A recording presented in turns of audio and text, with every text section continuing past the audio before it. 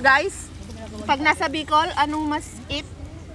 Bicol Express, hindi pwedeng hindi kumain ng Bicol Express. And then this one is sinigang sa buko. Yung fish niya is talakito.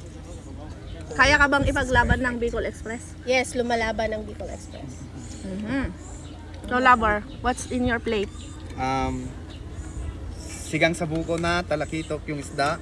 Tapos bagnet na Bicol Express. Alright! Ito, nakalimutan ko yung pangalan. What's Yung this? chicken. Yummy. Yeah, chicken. But Chicken, I forgot the name hindi na. of this dish. Bicol bagnet. Hindi pinausod, letter T. Ay, sayang. Bicol bagnet. Tikman ko nga yung sisig. Ano? Ano nga tayo pinausukan? Gusto mo yung Bicol Express? Pinausukan, pero may... Lumalaban daw to eh. Letter T. Tanungin natin sa atin. Gwapo, gwapo, gwapo. Pretty girl. Si Kuya Hapon, lumalaban yung paa niya ngayon. Winner! Hindi bumibigay. Bibigay guys. Natatahanan na pa konti-konti.